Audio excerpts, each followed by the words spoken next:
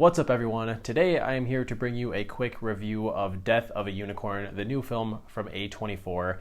Full disclosure, this video might be a little bit shorter because I have a limited time to record. So this is the feature debut from director Alex Sharfman. It is a horror comedy creature feature, an underrated genre and one that I am pleased to see get some attention from A24. However, I will say when it comes to these types of movies, it's like walking a tightrope. You have to get the tone right. If you have too much horror or too much comedy, even in one single scene, it can kind of ruin the mixture. To give a general synopsis, Elliot, played by Paul Rudd, is an attorney. He's heading to a wilderness retreat with his daughter Ridley to meet with his employer, a pharmaceutical CEO played by Richard E. Grant. In transit, they hit a wild animal in their car and come to realize that it was a unicorn. Upon taking the creature's remains to this estate, they come to the realization that it has many supernatural properties. And so this is simultaneously a commentary on the corrupt nature of people like Grant's character, and also a bit of an opportunity for reconciliation between Ridley and her father, because her mother passed away not too long ago,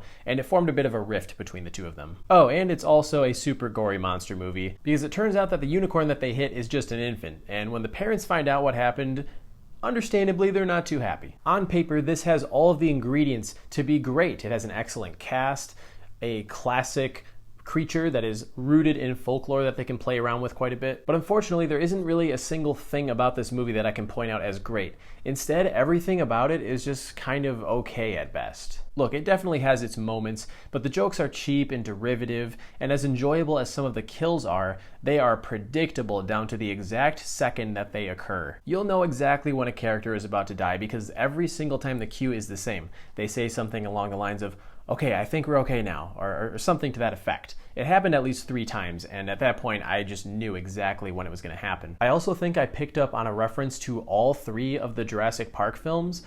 Didn't have that on my bingo card. For me personally, I think it was at its best when it was being a fun, dumb monster movie with giant animals that have typically been portrayed in pop culture as friendly and nice, so you don't usually see them being this vicious. However, it has to be pointed out that the CGI is not very good. I'm sure it comes down to budgetary reasons, and in some scenes they're able to mask the CGI well by toning down the lighting or using a more foggy environment, and even, focusing on close-ups and not giving us wide shots of the animals in broad daylight, because when they do show them in their full extent, it doesn't look great most of the time. But in all fairness, a movie like this doesn't need to have photorealistic looking monsters in order to have the effect that it's going for. So the rocky visual effects didn't necessarily ruin it for me. They're just another thing to tack onto the reasons why this movie is underwhelming. I also found the relationship between the father and daughter characters to be relatively weak. I mean, this has to be one of the worst Paul Rudd characters in a long time.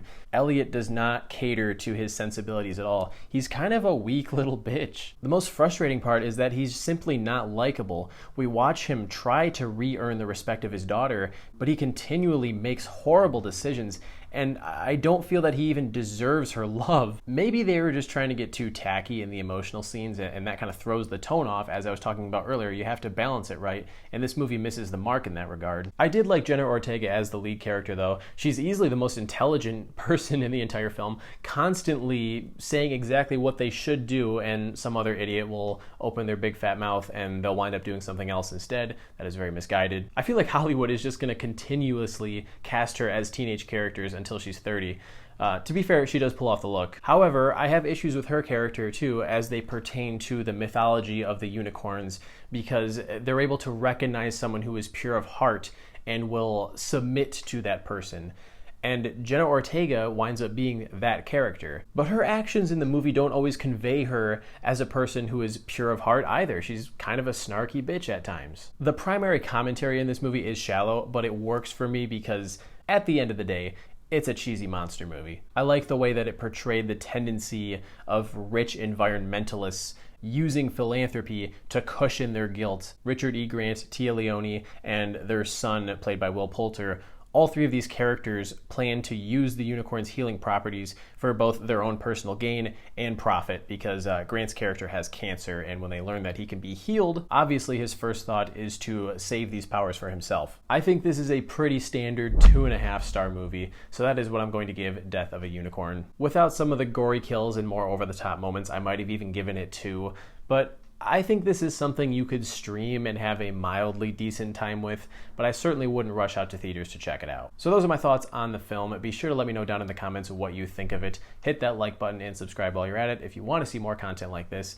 And while you're here, let me know what your favorite A24 film is. I'll catch you guys in the next one. See you later.